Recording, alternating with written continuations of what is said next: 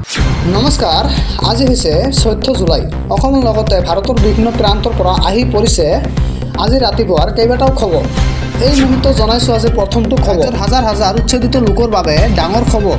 গৃহহীন হোৱা হাজাৰ হাজাৰ পৰিয়ালক দিব পুনৰ সংস্থাপন। চহৰ অঞ্চলত প্ৰতিজন উচ্ছেদিত সংস্থাপনৰ ব্যৱস্থা কৰি দিব চৰকাৰে। 1971 পূৰ্বে অহা প্ৰতিজন মুছলমানক দিয়া হ'ব চহৰ অঞ্চলৰ ভূমি।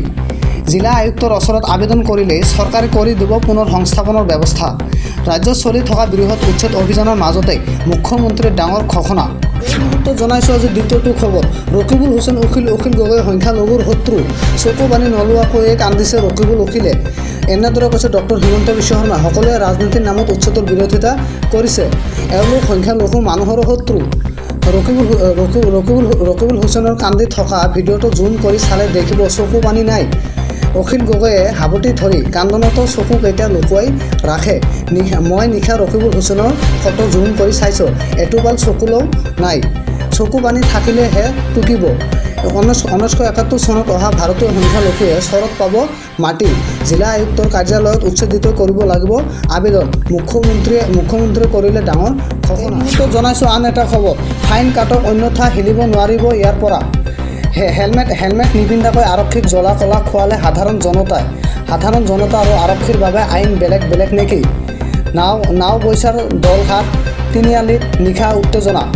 হেলমেট পৰিধান নকৰি বাহন চলোৱা আৰক্ষীক উভতি ধৰিলে এজন লোকে।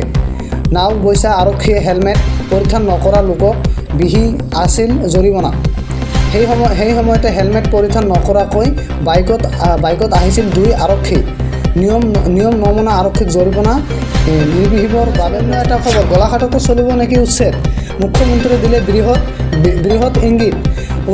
উৰিয়াম ঘাটৰ জন গাঁথনিত পৰিৱৰ্তনৰ সন্দেহ। থিং মৈৰাবাৰীৰ পৰা উৰিয়াম ঘাটলৈ চলে বাছত অবৈধ দখলকাৰী উৰিয়াম ঘাটলৈ যোৱাৰ সন্দেহ।